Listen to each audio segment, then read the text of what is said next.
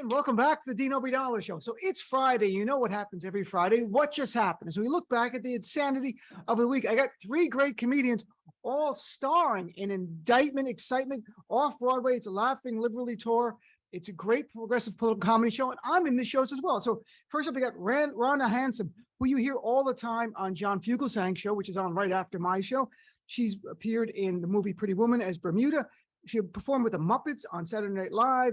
She's opened for Nita Baker and more, tours all over the country. And she's the artistic creator of Laughing Liberally, Indictment Excitement. Rhonda, nice to see you. Thanks for being on. I am so delighted to be here. Yes, I am the artistic coordinator of Indictment Excitement and your fabulous hostess with the mostest, 6 shows a week at the Theater 555. I'm so happy to be here with you. And it's a beautiful theater. It's an off-Broadway theater. I just went the other night. I look forward to being there this weekend. Also, Jim David, I think he was on maybe once before. Phenomenal comedian, 36-year career opening. He's appeared on Comedy Central, The View. He was the 3-time winner of Manhattan Clubs and Cabarets Award for Best New York City Comedian. Oh my God, I performed at the Akron, Ohio Home Depot Caulking Conference. That's congratulations. I performed at the, I pinned a ribbon on the drag queen winner at the Elko, Nevada County Fair, Dean. Jim, my career has taken off. I am telling you. Jim David has problems with compliments. That's what's going on. I'm singing your praises and you're trying to bring it down, but I know to be funny. But look, and also back, Scott Blakeman, who's a regular, my buddy. We co-founded Stand Up for Peace together.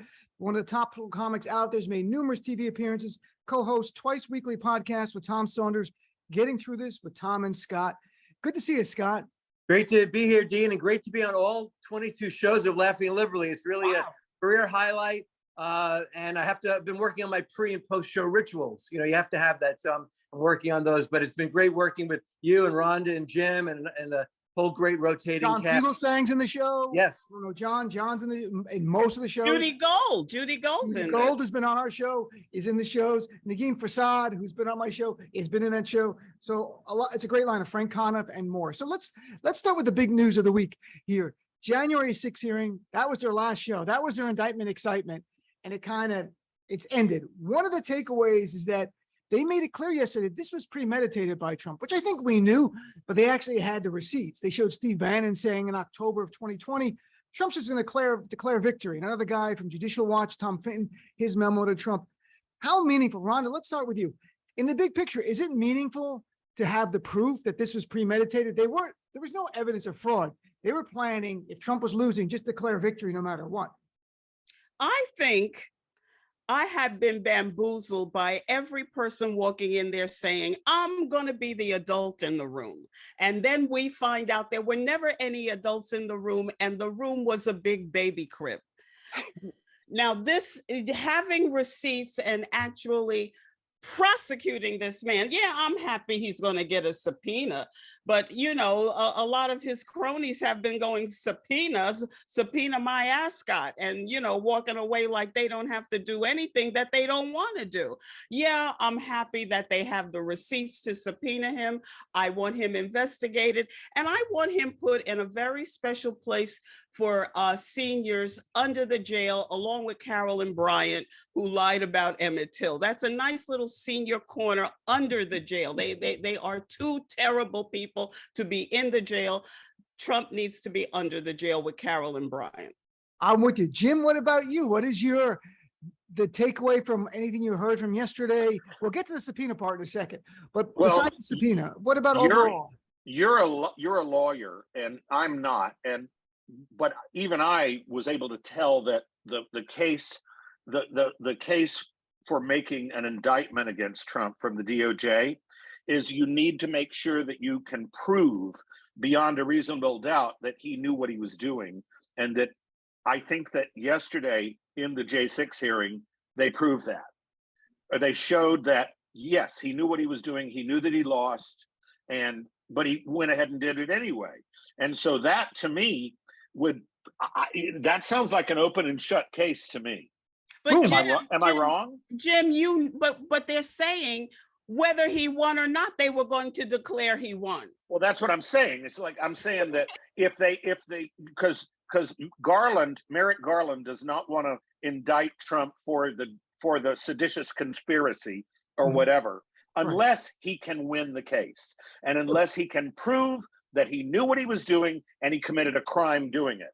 And I thought that yesterday's hearing made that case. I mean, I'm not a lawyer, so I don't know all the ins and outs, and I'm sure that his lawyers could come out. Of course, he's got lawyers from Kmart at this point, so who knows what the hell they could prove. I mean, they don't know anything, those people. But He's Dean, being lawyer. Dean, you know what sealed this though? It was the worker in the White House who had to move the boxes to Melania's closet because Trump kept getting ketchup all over the documents. So right. you're combining everything. You're bringing all the crimes together. I was just talking January 6th. I'm not talking about the that, document Rhonda. crime. I'm just talking about J6. I wanted the committee to start chanting "lock him up." That's what I want. Let's have a vote. Should we lock him up? Yes, lock him up. Liz Cheney, aye, lock him up. Adam, And this is the thing is though, when they scream, when all of his little Trump tards scream "lock him up" at the rallies, I mean lock her up about Hillary, they're just doing it because they don't like her. They're not doing it because they have any actual evidence. The world has evidence now against Trump. They've got evidence. And the question is, will they care? I'm saying that 30% of them probably will not.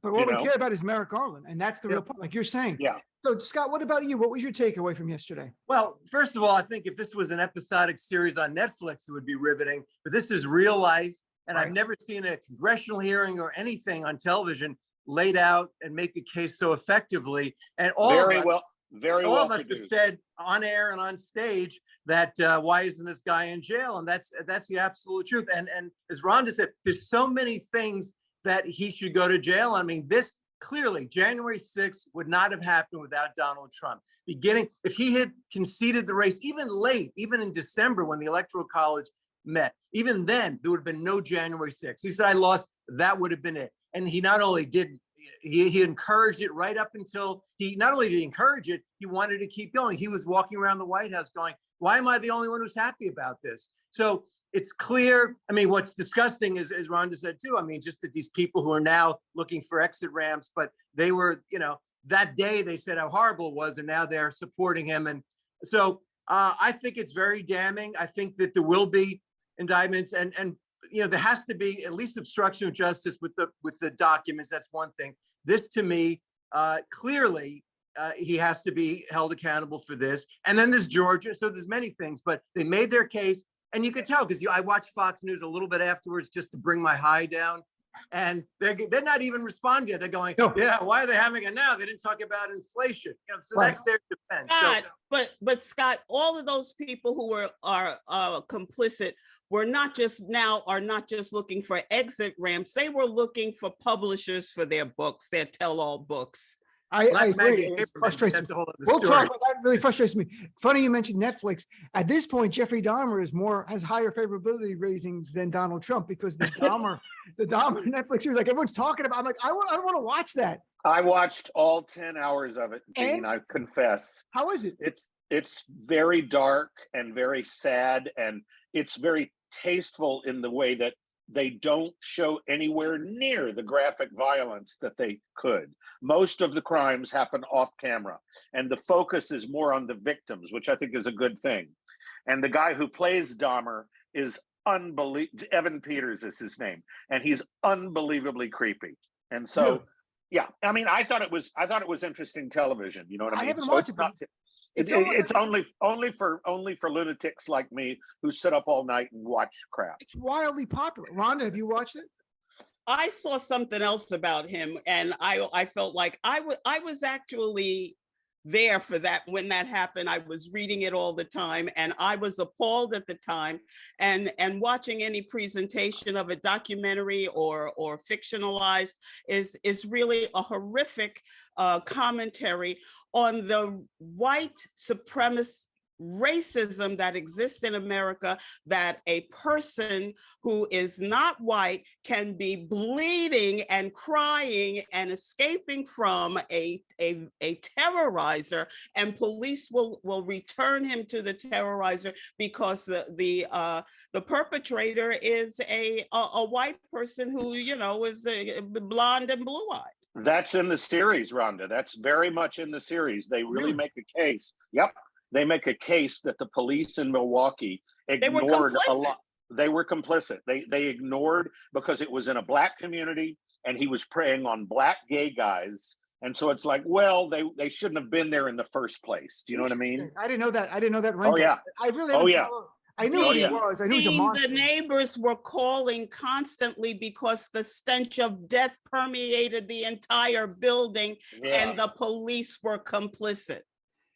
Let me just say that Jeffrey Dahmer Dahmer's not in Incitement Excitement, but you know, there's no time. We have too much to talk about with Trump. Well, we got Judge Napolitano, so I mean, we're not. It was fantastic. The judge lays out everything there for us, so people have got to come and see the judge with his great presentation around Trump's foibles, his legal foibles. Wasn't that amazing last night when he laid out?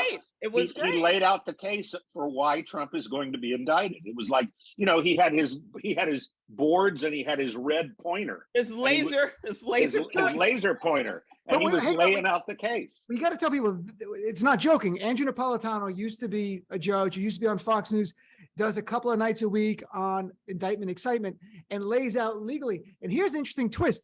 When I was a lawyer in New Jersey, I appeared before Judge Napolitano when he was a judge. Like, and he was one of the best, and he was one of the toughest judges there. I'm not kidding. When you went before him, you had to do all your homework, because if you had a motion, he would pepper you with questions. And he's not going to remember me. I mean, I've met him a few times since and told him about that. But his reputation was not as an unreasonable judge, just as a tough judge, very intellectual, very well prepared, and he would go after you if you were in front of him and he didn't agree with you on an issue. So I remember him as a judge. Well, we have a lot of mutual friends in Jersey who are judges. And that's why he's such a great addition to Indictment Excitement at the Theater 555, six shows a week. Yeah, and I find also, I say in the beginning of the show that being on Indictment Excitement is the closest I'm ever going to get to fulfilling my parents' dreams of my becoming a lawyer. So that's my legal connection. But no, he's great. Plus, Napolitano has a lot of stories. He knows Trump. So it is fascinating, and he's one of those people who there's a long list of people now who we're on Fox News or Republicans who are now we look to as saviors in a way. Look, the thing is though about Napolitano, for years he was friends with Trump. Then he turned on Trump because he told the truth, and then Trump attacked him. And it reminds me a little of Geraldo Rivera, who I interviewed. And Geraldo had been a nice guy. He used to go on his radio show years ago. And then, a few years ago, he came out with a book, and we were talking like, how could you defend this guy? And he's like, I know Trump. He's not that bad. And finally, Geraldo even had to go like, I can't do this anymore. I can't defend him any longer. But Dean, this is what I don't understand. People who befriend Trump and pull him to their bosom, he tells that scorpion story all the time. That's his mantra. That's his philosophy. I'm gonna kill you. Throwing his friends under the bus is his hobby. I mean, look at Giuliani. Giuliani had a reputation in New York City as a corruption buster. By the time he got to Trump, he became a corruption busboy. That's a great line. And I just had Michael Cohen on 2 days ago, the former Trump lawyer, who talked all about how everybody's going to jail. Everybody's going to jail. I love it when Michael Cohen gets really going. Dean, I'm telling you, the guy's screwed. He's totally screwed, and he'll screw you. I love him. The funniest thing about Cohen is that Michael Cohen, we have mutual friends. So he comes on. Before we go on, we talk about our mutual friends. So we get on, and he's like my buddy. And I'm like, yeah, I'm not really here to be your friend. I just want to hear about your book, and I want you to smash Trump and tell us what you told Tish James, because he did help Tish James up there and the New York DA here that didn't file charges. And he really went after the DA here, Alvin Bragg, said he had all the evidence. Because I met with him countless times. He goes, it is there. And it's ridiculous the DA here in Manhattan didn't have the courage to charge him. But he's hopeful that Tish James' investigation, while it's civil now, will evolve into being a criminal investigation with the DA has no choice, or Southern District of New York, the U.S. attorney there. I'm chatting with Rhonda Hansome, Jim David, and Scott Blakeman, three of the stars of Indictment Excitement playing Off-Broadway now through November 5th. I'm one of the comics in as well. So subpoena time. So the subpoena at first. Is that anything like Hammer Time? It is. It's subpoena. Don't touch this. Subpoena time. So Rhonda, what do you think? The new thing is Trump's like, I'll go. I can't do a Trump impression, but he's like, I'm going to go if it's on national TV. It's all about ego. And I wonder if he's so delusional to think that he could do that, because his lawyers, I hate the guy. And as a lawyer, I would tell him, don't do this. Do you think there's a chance he does, or it's just a game right now he's saying? I want them to put him on television exactly as he has requested, because that is definitely must-see TV. The man has spent his entire life getting away with everything, being bailed out of everything and not held responsible. And I want to see him sweat on live TV. I don't want to see it because I don't think he'll sweat, Rhonda. I don't think he has the slightest bit of self-awareness or what do you call it? Shame. Oh, he has no shame. He will get up and lie, and I don't want to give him that forum. I want to. I don't want to see it. I don't want to see it. I want to see him. I don't want to. I don't want to give him. I don't want to give him the attention. What do you think, Scott? Well, first, I think he needs to testify. Obviously, he has to be held accountable. But I would probably go along with Jim that it should be in those badly lit ways that the other witnesses testified. The way Bill Clinton had to testify. And I think that, but he needs to be held accountable. And you're right, no lawyer would want him to do it, but he has to. He has literally no defense. There's never been a case that's as open as shut as this. It's all there. And I think if he, as Jim said, if he had that live, as much as we'd want to see it, I think it would just embolden his supporters even more. So I think he needs to testify, but it should be because done the reason that his supporters like him is because they find him entertaining. And I don't want to give him, I don't, And racist. They love. Well, yeah, well, whatever. I mean, but they find him. I want him on record lying. I want him on record lying, and but I think he can. I think he can do it like. And I am already popping my popcorn for the event. Yeah, Rhonda wants to. Here's the thing that Jim, I agree with Jim about one thing, that he'll never get in any way phased. He has no sense of decency or shame.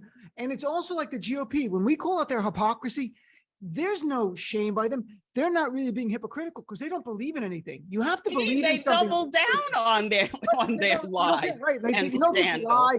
He'll be like, you don't investigate the election. It'll be 10 lies to every answer. So how do you fact check that in real time? He's not going to show up. His lawyers, and he'll declare like, I would have went there, but they won't agree to my conditions was I just get to talk and no questions. But Liz Cheney, how much would she, just watching Liz Cheney question him? I'd pay money. That's pay-per-view stuff. I would, oh my God. I'm like, Liz Cheney.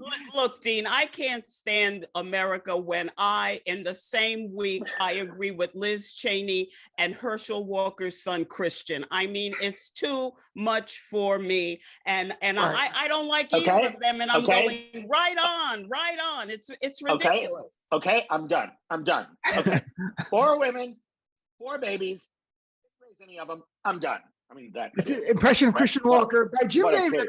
I'm the first comedian to do a Christian Walker imitation. Maybe, and you did it spot on.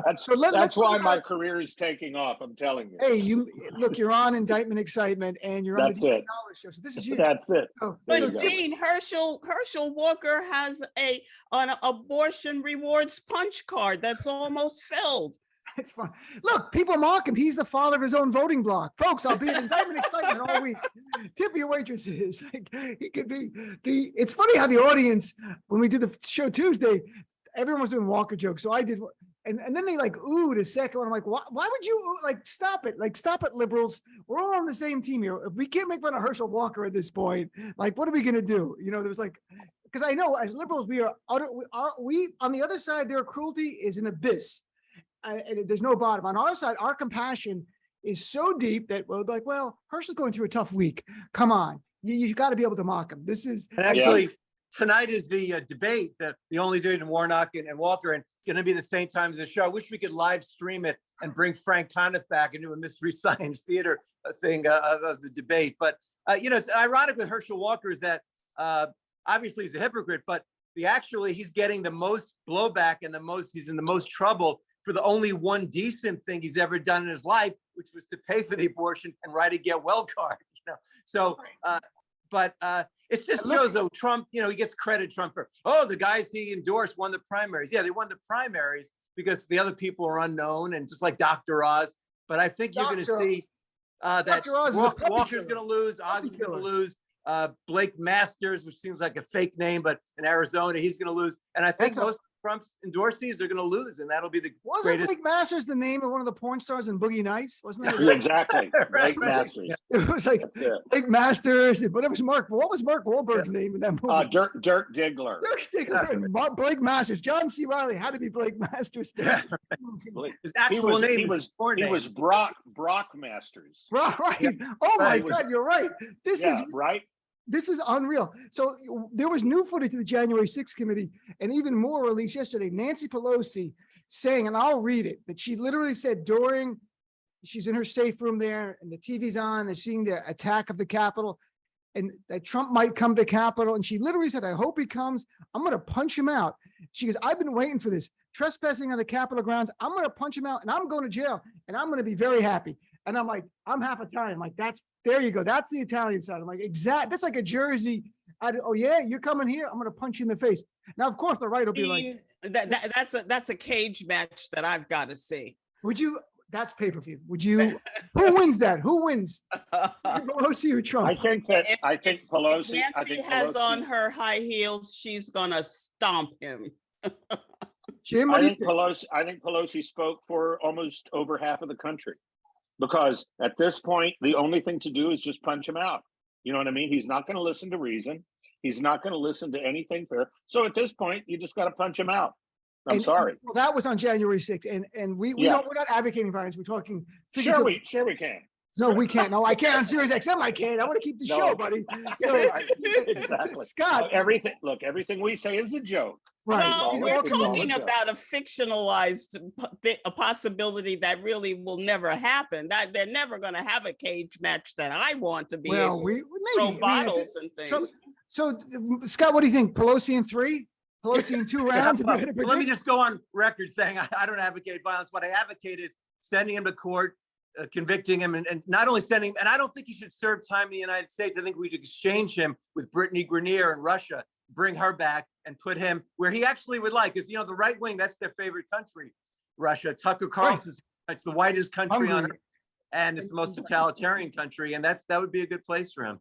Can we drop Trump in Ukraine? Like, are we allowed to do that? That's not violent. From a slow moving plane. So. Oh no, we don't advocate violence here. We're not. I'm just about drop. He might land on his feet. He's got a lot of lives. His skin is like leather. I'm sure he'll be protected. So let's talk. We should drop him in some of the projects where his father and he wouldn't let Black people live in. Yeah. Or yes, release him in Harlem. Although Harlem's kind of gentrified. No, Harlem's too white. Yeah, no, it's gentrified, so that doesn't work anymore. I don't know where. So, you guys touched a little bit on it before, these Trump books. The number 1 book in America right now, the chart just came out, is Maggie Haberman's book. Also in the top 10 is Peter Baker's book about Trump. It's become a boutique industry. I honestly, sincerely believe they should be required to give a percentage to the police officers who were hurt on January 6th, because they are profiting off a terrorist. I say it all the time, Donald Trump, Donald bin Laden, I call him my show. And I've been saying that for the longest time. He gave us a terrorist attack. Without Trump, there's no terrorist attack. It is all him. They are profiting off of terrorism. This is insane to see this. And what do you think about that? But also, we'll start with you, Jim. The idea that they keep these scoops, newsworthy things for their book. They don't tell the American public. And some of it could have been, you might have wanted to told us that a year ago kind of stuff. Well, a lot of it could have been admissible, obviously. In a court of law. And I'm actually reading The Divider, okay, by Peter Baker and Susan Glasser. I'm 250 pages into a 700-page book. Wow. And it's actually fascinating because it deals with his entire 4 years in office. And I'm reading it, and a lot of the stuff I've already heard, but a lot of it I'm like, why didn't you tell us this earlier? Because also, and I agree with your point about profiting off of a terrorist, because let's not forget, if it wasn't for January 6th, 9 people would still be alive. And Trump, if it wasn't for Trump, 9 people would still be alive. It's a great point. So in a way, in a way, it's almost like I actually want to write material about this if I can find a way to make it funny. It's almost like the entire media and literary establishment has enabled him because they've just said, well, let's let him get away with this and then we can have our airtime and then we can have our shows on the TV. And for example, I'm about to go on a ship and they gave us a pamphlet for what we, what they expect of the guest entertainers.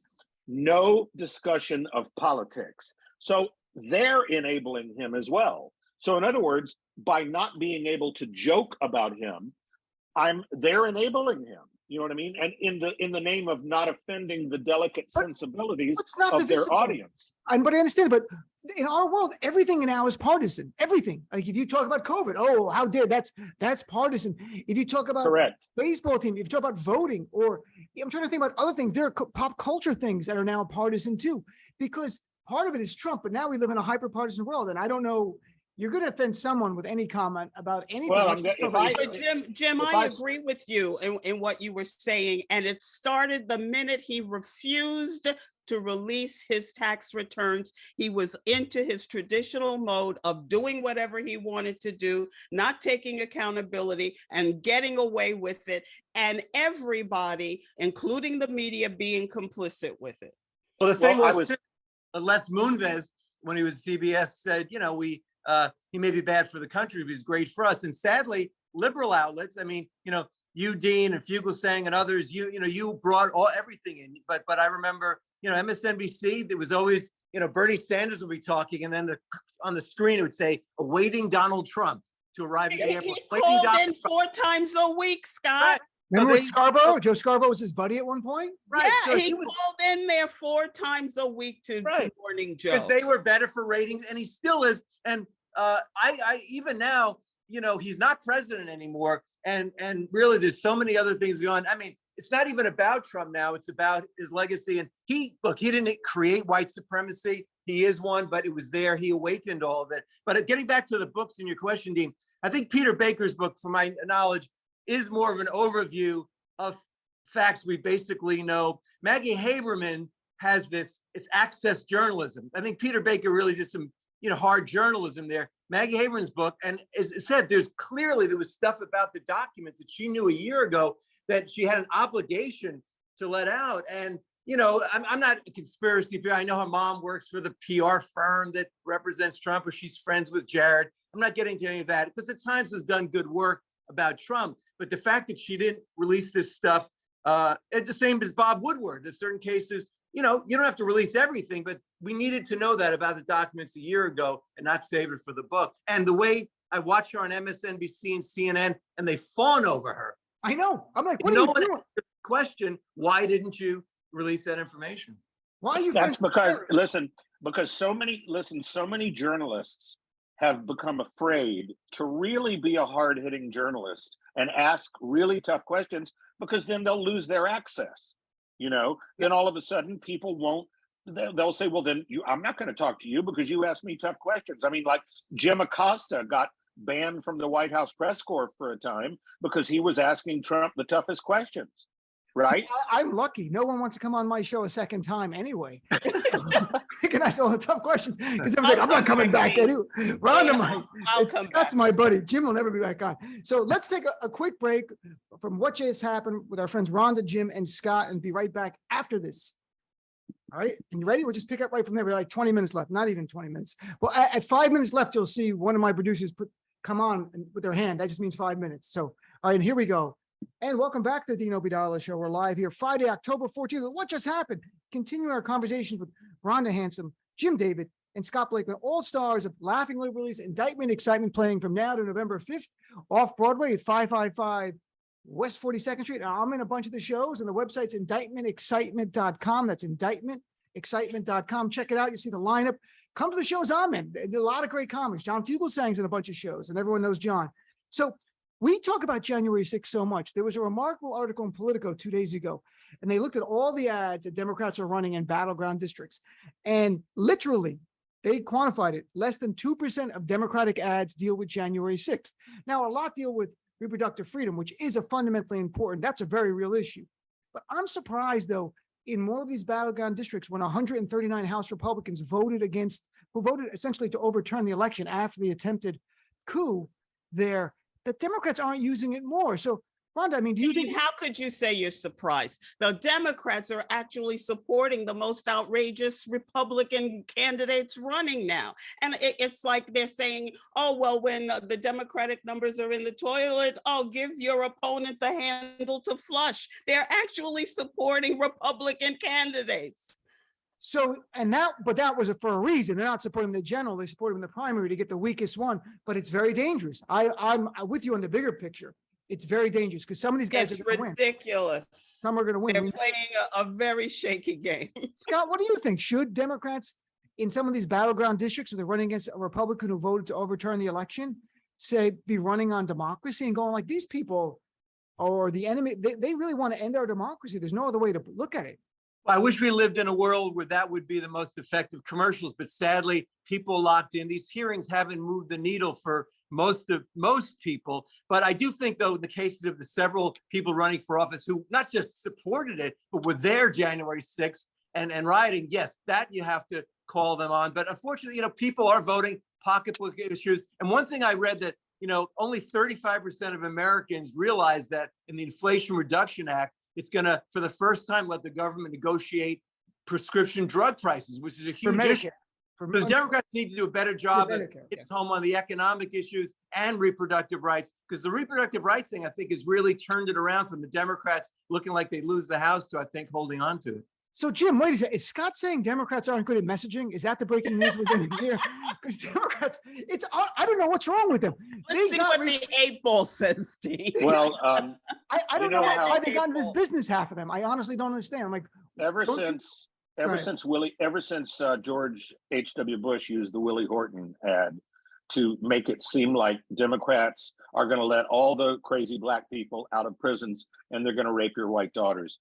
They've been using all these horror movie type commercials against Democrats, like Nancy Pelosi is the Antichrist. And then you see all the flames, you know what I mean? And all that. Now, a Democrat this year, all they have to do is show the real footage and say that my opponent supports this. And I don't know why they don't do that, because every time, listen, I don't watch that much footage from January 6th, but every time I watch the hearings like I did yesterday, they show footage from the January 6th. And that's the most horrifying thing that's happened to the country since 9/11. And it was done by other Americans. And so I think that if Democrats pound into the pavement that their Republicans opponents will let this happen again, and they're okay with it. You know what I mean? They're like, oh, well, this was a normal tourist visit. And this was legitimate protest. I don't know why they're not doing it, because I'm not running, and so I can't control anything. So let me ask the flip side. Rhonda, if a Democratic president did exactly what Donald Trump did and incited the attack and all that, how do you think Republicans would have responded? Do you think they would be calling for that Democratic? They would put that person under the jail next to Carolyn Bryant in the senior section, under the jail. They would have set that person on fire before they put them under the jail. And so there'd be ads. Fox News would have literally a countdown. Days the person is free, like the reverse of the Iran hostage thing. America held hostage. Day 192, former president walks freely and has rallies. That's what they would do. But Democrats, there would be no end to it.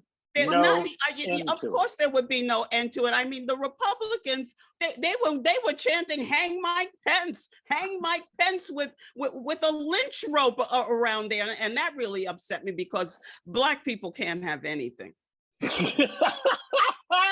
So that was your Rhonda Hansome, everyone. So here is. That's why we can't have all week, folks. At Indictment. That's why Black people can't have nice things. They can't have nice things. Let's talk about a little racism here.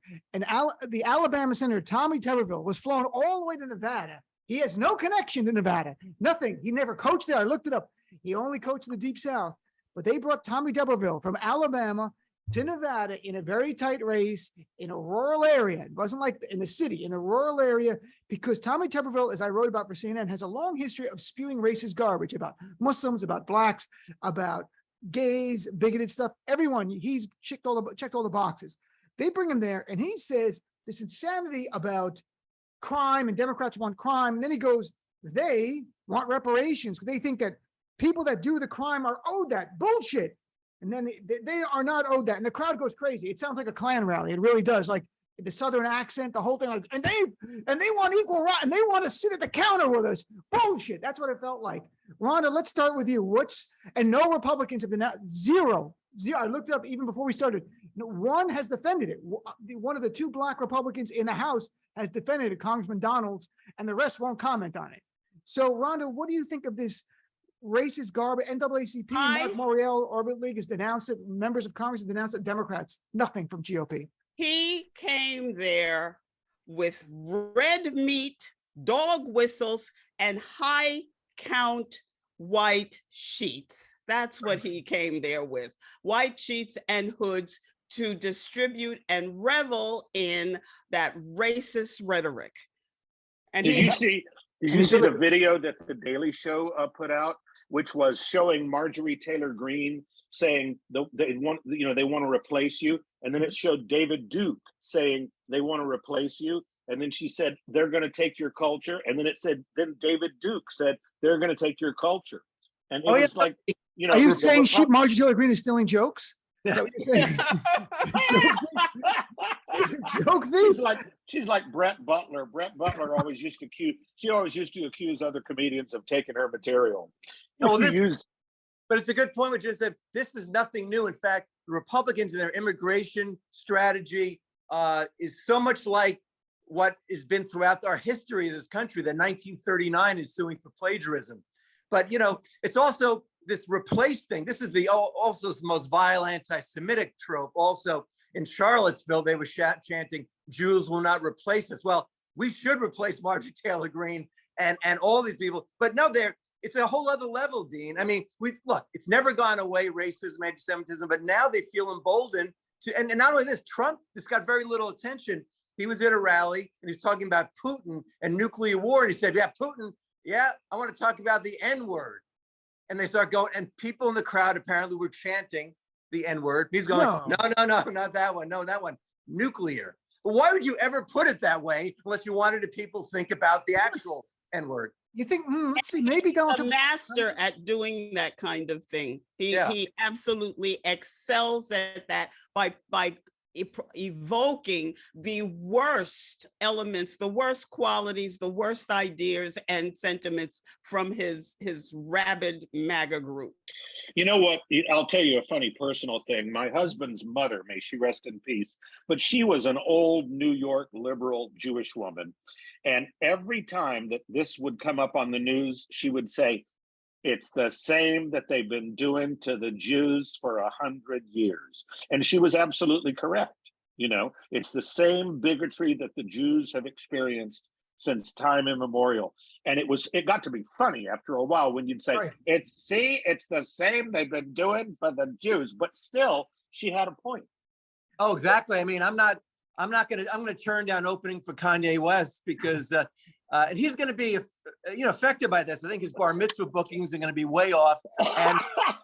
But Dean, he does have a new project, very exciting, a hip hop adaptation of the Protocols of Zion. So we'll look forward to that. But hip hop version of the Haggadah. Yeah.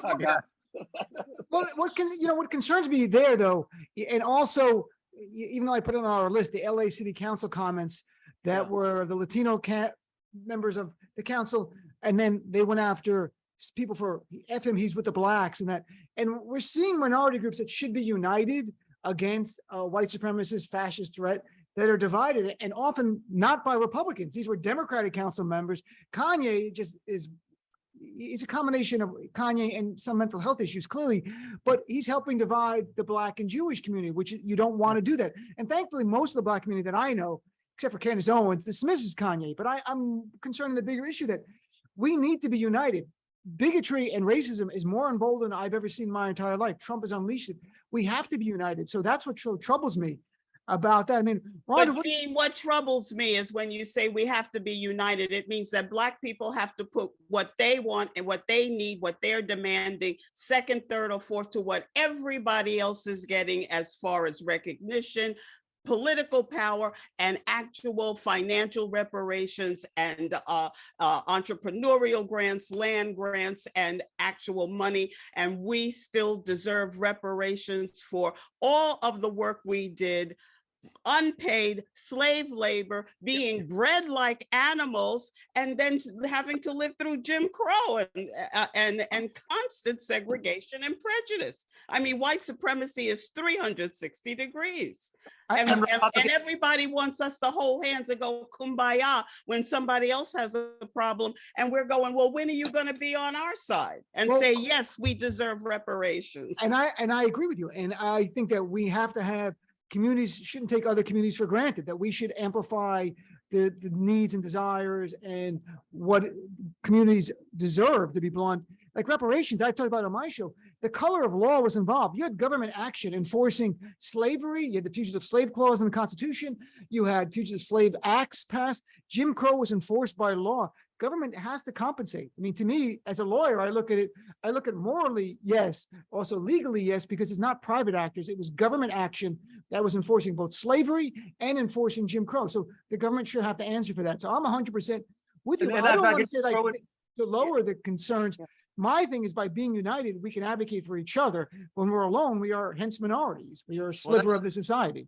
And Dina, that's the point of Dina and I, the show we've done for 15 years, Stand Up for Peace, trying to bring Jews, Muslims, people from all backgrounds in the same room. But what the Republicans want to do, Ron DeSantis and others, is whitewash history. I mean, literally. I feel like I didn't learn history enough growing up. I was like slavery and then Martin Luther King. You know, that was one day. So what DeSantis, don't talk about anything that's going to make white people feel bad. Well, we should feel bad about slavery and Jim Crow and all of that. So we need to teach more. I don't think, it's interesting. I had the only real teacher that I remember in all of my high school was my 11th grade history teacher. And she was very forthright about the history of racism in America. And that didn't make us feel bad at all. I thought it was fascinating. And she basically said, America was not founded by a bunch of peace-loving pilgrims who came and the Indians were nice to them. She said America was founded by a bunch of illegal immigrant, white supremacist, religious fanatics who showed up in the country, stole the land, massacred the Native Americans, and then imported the slaves. Any questions? That's like day one. Okay, class. Nap time coming up soon. Jim David, we were watching him put his shoes on like Mr. Rogers. It's like the Mr. Rogers. He's winding down in the segment here.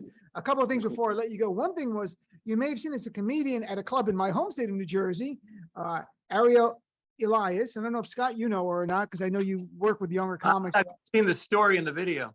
But she got heckled. It began by someone yelling out, "Who did you vote for?" And she's saying, I didn't vote for Trump, and a woman saying she voted for Trump. And then it escalated where it kind of got mocking, and Ariel said, "Who wants this woman to shut up?" And they applauded. And then the woman's husband apparently threw a semi-full can of beer at the head of the comedian, which could have scarred her, could have caused blood. But the comedian took it, like, I don't know if I would have taken this nicely. She picked it up and actually drank and finished the beer. But first, Scott, what's your reaction to that? And what's the worst heckler or situation you've had? Well, first of all, I give Ariel credit. She got on Jimmy Kimmel for that. So I wouldn't, I thought she handled it very well. We all know how to deal with heckling. She handled it well. I wouldn't have done the drinking the beer. Being a neurotic Jew, I'd be worried about, I don't know where that guy's lips have been and does he have any disease? So I wouldn't have done that. No, I give her a lot of credit, but I think what's most chilling is we're just comics. We want to get up and make people laugh. And I don't care if someone, look, Jim, last night people didn't laugh. They weren't bad people. They just, whatever. But when people sit there, don't laugh, do whatever you want. They were bad people, Scott. They were bad. But Dean, I got to tell you, I'm going to start on stage security for comics because all of this violence is getting out of hand. So in fact, who would care, like voting for Biden, Trump? And she handled it more. And the thing is, Dean, I think it's the most important thing. Most of the audience was on her side, but it's the tyranny of the minority, and that's what the Republicans are. There's so much more of us than them, but it only takes a few thousand to assault our Capitol and kill Capitol Police and start an insurrection. Took one idiot at that comedy club. And by the way, let me just say, the owner of the club did the right thing. He's pressing charges and she's booked back. So that's good. Yeah. And last night's audience was not bad people. They were the kind of people who were engaged, but instead of laughing, they kept nodding in approval. And I told them, They Give laugh. us the laughs. They were Yeah, good that's people. It's And funny how comics- everybody coming to Indictment Excitement Right. is ready to hear us sling our jokes. Come on down to Theater 555. Get on and get your tickets. Yeah. Jim, hang on. What's the don't- worst heckler? What's the worst situation you've ever had? Have you ever had any bad? I can actually top what happened to Ariel. Tell us. I was when I came out on stage in like around 1996. A lot of people outside of the city were not ready for it. They were not ready to hear me talk about my partner or Right. anything gay. They didn't want, and this is in the late 90s, and they just didn't want to hear it. And I was at a bar in Long Island, and I don't remember the name of the town, but it was one of those one night $50 bar gigs, where you just go. And somebody threw a shot glass at me, and it shattered on the back wall. Wow. And that could have really hurt me. Certainly. Yeah. That's And I stopped the show. I said, all right, that's it. Good night, everybody. And I just stopped the show, and I went to the manager and said, pay me and let me get out of here. That's why we got to get our money up front. Yeah. Rhonda always does it. She's got the exit plan. She goes, okay, if this goes south, I'm paid. There's Yeah, the exit. when I saw I don't think about that much, but when I saw this video of this this comedian getting the beer can thrown at her, that all came back, and it's really a dangerous thing. Sure. It's like I could have been really hurt, and so could she have. Exactly. So Cut her these face, people cut her need to have charges pressed, because look, it's just it's like I even do a thing in my act now. I said, if you don't like my jokes, don't hit me. Is Will Smith here? And so Right. it gets a big laugh, because everybody talks about how, I'm kind of glad that happened, just so that the whole world can see what kind of danger comedians are in. If you're in danger at the Oscars, you're in danger anywhere. Think about that. Yeah.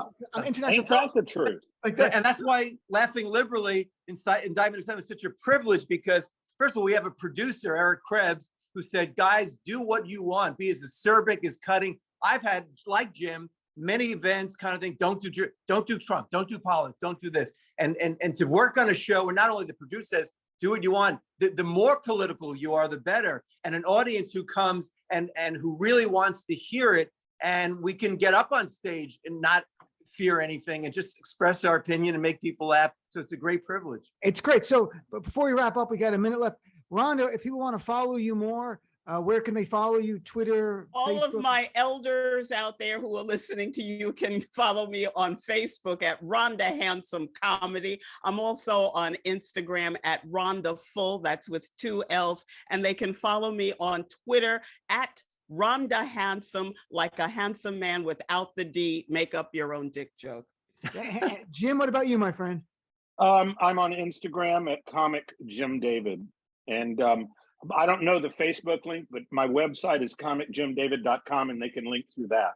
And Scotty, what about you, brother? Well, you can find me at scottblakeman.com, and I'm going to be, thankfully, happily on every show of Laughing Liberally through November 5th. So come down, indictmentexcitement.com. And my podcast is Getting Through This with Tom and Scott with Tom Saunders. I want to thank all three of you, Rhonda, Jim, and Scott. It was great having you on. I really appreciate it. I'll be with them at Indictment Excitement. Take a quick break, come back with more of this show after this.